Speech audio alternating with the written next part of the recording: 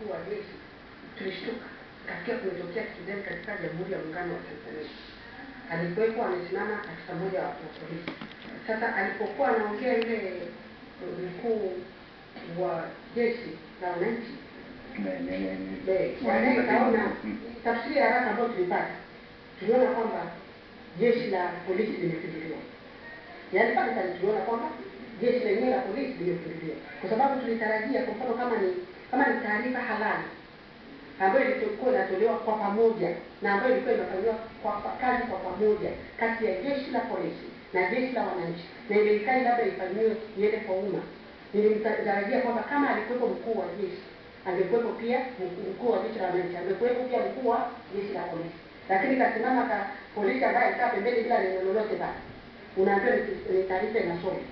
Hapo nilianza kutia shaka, nikaona ni mkakati wa kifisadi pengine unaandaliwa wa kukutisha wananchi au kuweka ajenda, kwa sababu nataka kuweka ajenda kwa sababu gani? Tayari kuna vyama vinatangaza tutashinda kwa 80%.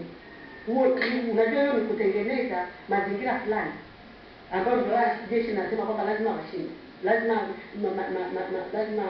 lazima watu wakubali matokeo. Unapokuwa kwamba kuna baadhi ya vyama vinatangaza hata na asilimia ya kushinda, tayari ni kutaka kuambia wananchi wakubaliane kwa lolote litakalotokea, si ndio? Nikitokea kama ni mpinzani ya wananchi, hakuna mwananchi yote analeta vurugu kwa nini. Lakini inapotokea kwamba ni jambo la kupikwa, ndipo ambapo wananchi wanakuwa na matatizo. Kwa hiyo nasema kwamba tulipokea tu mimi, nilipoona ile ilipokuwa na wasilisho, nikajua hii sio kitu cha ndani. Na hata unapokuja kuliangalia ile tamko lenyewe, kama ni mtu ambao ni sisi tunafanya matamko yetu ya sisi mashirika ya sema yanakuwa katika karatasi rasmi.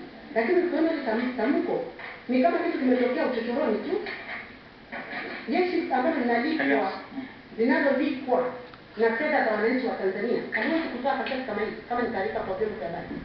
Inakwenda kwenye karatasi rasmi, yenye saini rasmi za viongozi wote wawili. Kwa hiyo mpaka mimi sasa hivi naona huu ni mkakati wa kifisadi wa kutaka kutumia jeshi la wananchi au vyombo vya dola kupora wananchi mamlaka yao ya kuweka madarakani viongozi kwa kutumia sanduku la kura.